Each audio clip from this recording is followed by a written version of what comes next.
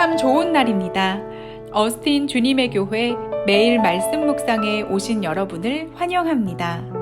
말씀을 통해 샘솟는 하나님의 은혜를 경험하시길 바랍니다. 오늘은 어제보다 더 행복한 하루가 될 것입니다. 네, 수요일 매일 말씀 묵상 시작하도록 하겠습니다. 오늘 우리에게 주시는 하나님 말씀은 에스라서 9장 1절부터 6절까지 말씀입니다. 에스라서 9장 1절부터 6절까지 말씀입니다. 우리 함께 한 목소리로 합독하겠습니다. 시작. 2일 후에 방백들이 내게 나와 이르되 이스라엘 백성과 제사장들과 레위 사람들이 이 땅 백성들에게서 떠나지 아니하고 가나안 사람들과 헷 사람들과 브리스 사람들과 여부스 사람들과 암몬 사람들과 모압 사람들과 애굽 사람들과 아모리 사람들의 가증한 일을 행하여 그들의 딸을 맞이하여 아내와 며느리로 삼아 거룩한 자손이 그 지방 사람들과 서로 섞이게 하는데 방백들과 고관들이 이 죄에 더욱 으뜸이 되었다 하는지라. 내가 이 일을 듣고 속옷과 겉옷을 찢고 머리털과 수염을 뜯으며 기가 막혀 앉으니 이에 이스라엘의 하나님의 말씀으로 말미암아 떠는 자가 사로잡혔던 이 사람들의 죄 때문에 다 내게로 모여오더라. 내가 저녁 제사 드릴 때까지 기가 막혀 앉았더니 저녁 제사를 드릴 때에 내가 근심 중에 일어나서 속옷과 겉옷을 찢은 채 무릎을 꿇고 나의 하나님 여호와를 향하여 손을 들고 말하기를 나의 하나님이여 내가 부끄럽고 낯이 뜨거워서 감히 나의 하나님을 향하여 얼굴을 들지 못하오니 이는 우리 죄악이 많아 정수리에 넘치고 우리 허물이 커서 하늘에 미침이니이다. 아멘. 여러분 한국에 사실 때 생각해 보시면 한국에는 지방에 고속도로가 있고요. 또 지방국도라는 것이 있지 않습니까? 그런데 그 지방국도가 한국은 산이 워낙 많이 있다 보니까 얼마나 국도가 꼬불꼬불하게 연결되어 있는지 또 언덕을 막 넘어가고 하는 길들이 얼마나 많은지 모르겠습니다. 가끔 그렇게 꼬불꼬불한 지방국도길을 지나고 또 언덕들을 막 넘다 보면 제가 운전하고 있는 그 방향 반대편 상대편 차량이 오면서 저한테 그 자동차 라이트 상향등을 깜빡깜빡 해줄 때가 있습니다. 나름 운전자들끼리는 가지고 있는 훈훈한 어떤 사인이죠. 어떤 사인입니까? 이 언덕을 넘어가면 교통경찰이 있으니까 속도를 줄이세요라고 하는 상대편 차가 제게 주는 어떤 경고등이다라고 볼 수가 있죠. 상대차는 이미 언덕 밑에서 제가 가는 쪽에 경찰차가 있는 것을 미리 보고 올라왔고 저는 모르고 있으니까 상향등을 켜주면서 속도를 줄이세요라고 제게 알려주는 어떤 그런 훈훈한 사인이 있었습니다. 그런데 제가 어저께 에노스 어르신들 선상 파티를 위해서 그 배를 타는 선착장 답사를 다녀왔는데요. 가는 길이 마치 한국에 있는 그 지방국도처럼 이 어스틴의 길이 막 꼬불꼬불한 길을 지나가고 막 작은 언덕도 나오고 정말 한국의 지방국도 같아 보였습니다. 그런데 갑자기 상대 쪽에서 오는 차량들이 저한테 깜빡깜빡하고 상향등을 켜주는 겁니다. 마치 한국에서 보았던 풍경처럼 저한테 상향등을 막 깜빡깜빡하고 켜주더라고요. 저는 이런 모습 미국에선 처음 봤는데요. 제가 그걸 보면서 설마 미국 사람들에게도 이런 훈훈한 정과 사인이 있는 것인가? 아니겠지. 다른 뜻이겠지 하고 언덕을 넘어갔는데요. 참 재미있었던 것이 언덕을 넘어가니까 미국 경찰차가 서 있더라고요. 경찰차 안에서 경찰이 이렇게 스피드건을 쏘고 있는 것을 발견하였습니다. 저는 어제 알았습니다. 하이빔을 상향등을 깜빡깜빡 하는 것은 이거 만국 공통어구나 라는 것을 알게 되었습니다. 그러면서 나름 타국에서 살아가는 이 이방인의 삶 약간 13년 살았는데요. 이 13년의 삶에 훈훈한 정을 느낄 수 있었던 시간이었습니다. 우리 신앙생활에도 이런 사인이 들어올 때가 있죠.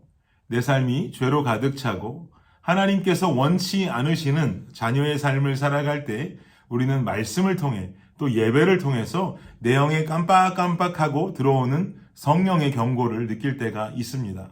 그 경고를 계속 무시하고 계속 달렸다가는 자칫 비싼 티켓 한 장 시원하게 끊을지도 모르겠습니다. 오늘 본문에 나오는 이스라엘 백성들의 모습도 가만히 보면은요, 상향등이 깜빡깜빡 켜지면서 경고를 받을 만한 상황임을 우리는 알 수가 있습니다. 본문의 이스라엘의 모습은 도대체 어떤 모습인지 구절들을 좀 살펴보도록 하겠습니다. 먼저 오늘 본문 1절 말씀 다시 한번 보실까요? 1절 말씀 함께 한번 읽어보겠습니다. 시작.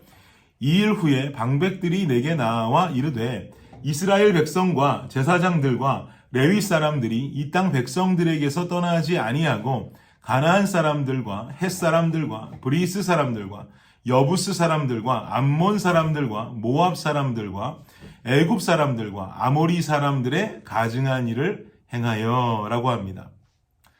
이스라엘 백성과 제사장들과 레위 사람들이 구별되어져야 하는데 구별되지 않고 가나안 사람들과 헷 사람들, 브리스 사람들, 여부스 사람들과 암몬 사람들, 모압 사람들, 애굽 사람들, 아모리 사람들과 가증한 일을 벌이고 있다는 거죠.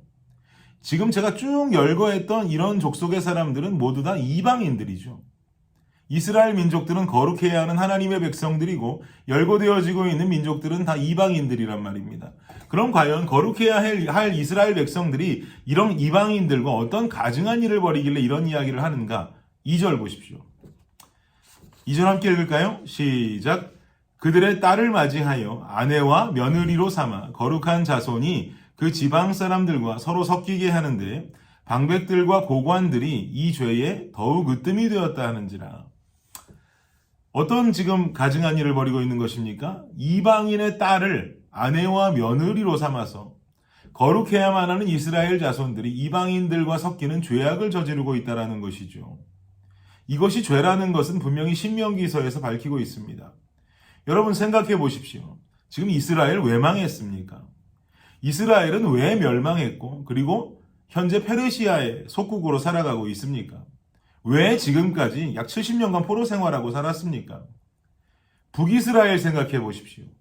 아합 왕이라고 하는 사람이 이세벨이라고 하는 페니키아라고 하는 이 이방 나라 여인을 자기의 아내로 받아들이면서 이 북이스라엘의 모습이 영적으로 와르르 무너지기 시작하지 않았습니까? 이세벨이 시집 오면서 그냥 본인만 시집 온 게 아니었죠. 바알 선지자 450명, 아세라 선지자 400명을 이끌고 이스라엘로 들어오게 되었고요. 결국은 엘리야, 그 북이스라엘의 선지자였던 엘리야와 영적 사투를 벌이면서 얼마나 북이스라엘을 영적으로 뒤집어 놨습니까? 게다가 이세벨의 딸이었었던 아달랴라고 하는 이 여인도 북이스라엘이 남유다와 잠깐 동맹국이었을 때 남유다로 시집을 보내면서 어머니 이세벨의 영향으로 또 우상들을 남유다로 그대로 가져가서 퍼뜨리는 이 가증한 일을 행하지 않았습니까? 이렇게 잘못된 통혼으로 인한 이방인들과의 통혼으로 인한 이방 종교의 침투가 거룩해야 하는 이스라엘을 더럽히기 시작했단 말이죠. 이러한 이스라엘의 악행으로 인해서 아수르, 바벨론, 그리고 결국 바사, 페르시아라고 하는 나라에 포로 생활을 했던 것이 이스라엘의 부끄러운 영적 역사 아닙니까? 그런데 이스라엘은 에스라가 페르시아에서 2차 포로 귀환을 해서 고국으로 돌아오게 되고 또 어제 본문이었던 에스라서 8장을 보면 막 번제까지 하나님께 드리면서 충성을 맹세했는데요. 웬걸요? 알고 보니까 여전히 남아있는 죄악의 관습들을 버리지 못하고 이방인들과 결혼하고 그들의 종교를 받고 있는 모습을 여전히 갖추고 있었다는 것이죠. 에스라가 그거 볼 때 얼마나 화가 났겠어요. 3절 보십시오. 3절 말씀 함께 읽을까요? 시작. 내가 이 일을 듣고 속옷과 겉옷을 찢고 머리털과 수염을 뜯으며 기가 막혀 앉으니 에스라가 얼마나 화났는지 그대로 쓰여 있죠. 속옷과 겉옷을 찢고 머리털과 수염을 뜯으면서 기가 막혀 앉아있다라고 성경은 지금 말하고 있습니다. 답답하죠. 왜 우리가 나라를 잃었었는가? 우리는 왜 포로 생활하면서 이 지경까지 왔는가?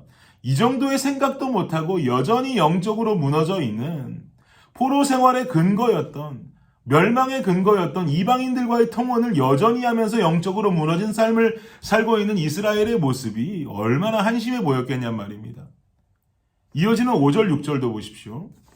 5절 6절 함께 읽겠습니다. 시작.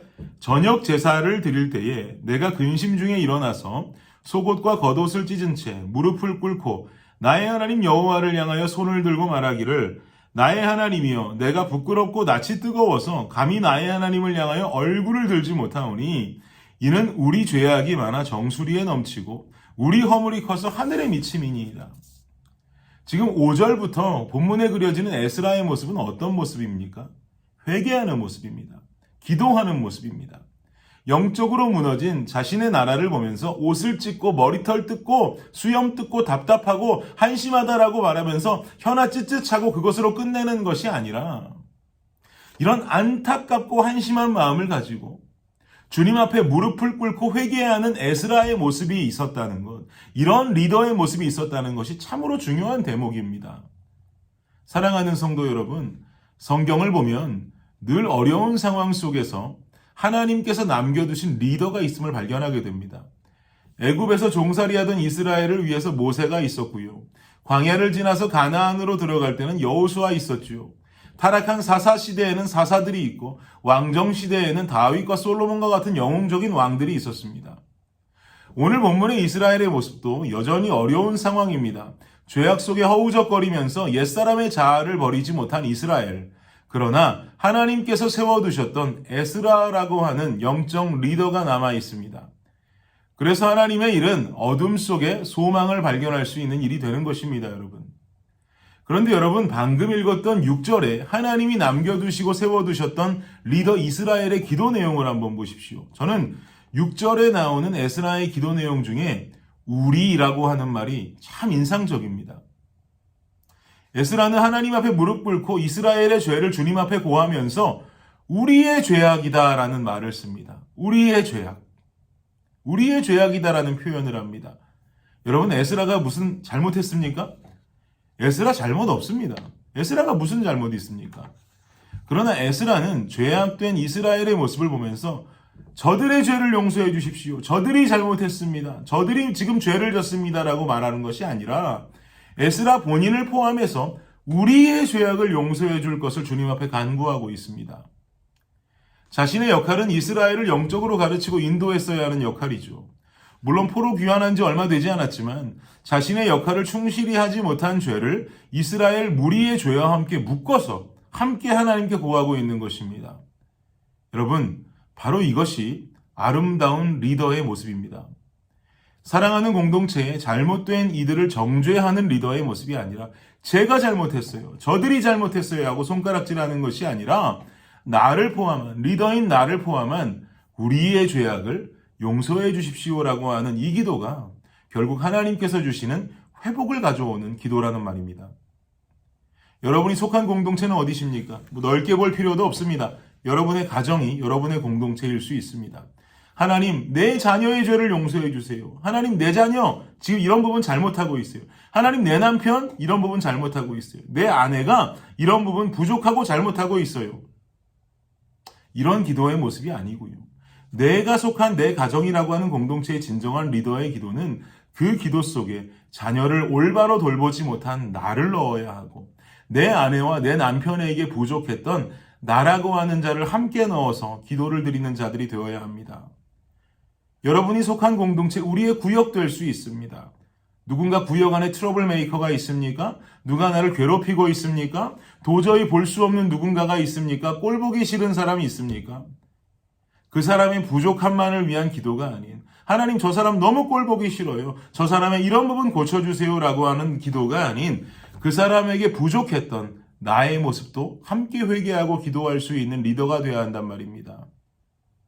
지금 이 메말문 영상을 보고 있는 청년들이나 대학생들도 마찬가지죠. 혈기왕성한 나이에 공동체 안에서 문제가 되고 부딪히고 싸우고 관계가 어려운 누군가가 있다면 그의 잘못만을 위해서 기도하는 모습은 절대로 하나님 원하시는 리더의 모습 아닙니다. 그 기도에는 늘 부족한 나의 회개가 들어가야 하며 나의 잘못들, 그리고 주님, 내가 연약하니까 성령께서 나를 붙들어 주세요 하는 기도가 반드시 들어가야 합니다. 그래야 그 기도가 어느 누군가를 향한 손가락질과 정죄, 그걸 마치 기도로 포장한 아름다운 어떤 정죄의 모습이 아니라 하나님 원하시는 리더의 아름다운 기도 소리가 되는 것입니다.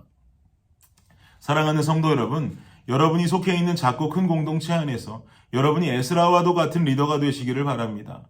그러면 하나님께서 절대로 여러분의 그 땅을 외면치 않으실 것입니다.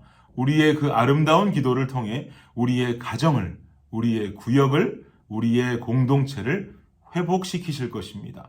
우리가 속한 이 땅을 고쳐주실 하나님을 기대하면서 오늘도 기도하는 삶 살아갈 수 있는, 누군가를 손가락질하는 기도가 아니라 주님, 나도 잘못했습니다. 우리를 용서해 주십시오라고 하는 이런 기도할 수 있는 저와 여러분이 되시기를 예수님의 이름으로 축복합니다. 기도하겠습니다. 하나님 감사합니다.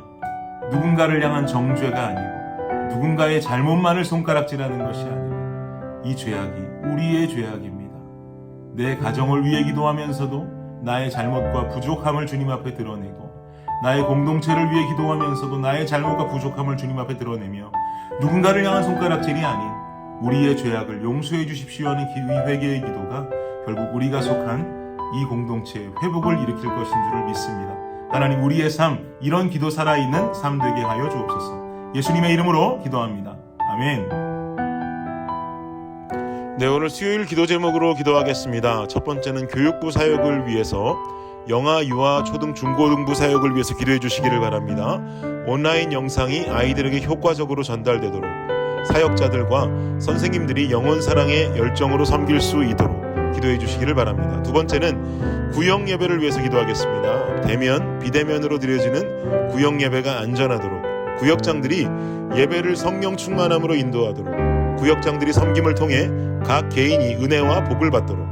세 번째 기도 제목은요, 선교사님을 위해서 기도하겠습니다. 알래스카의 이용래 목사님, 미국의 김재문 선교사님, 이국의 새벽이슬 선교사님을 위해서 이 시간 한 목소리로 기도하는 시간을 갖도록 하겠습니다. 기도하겠습니다.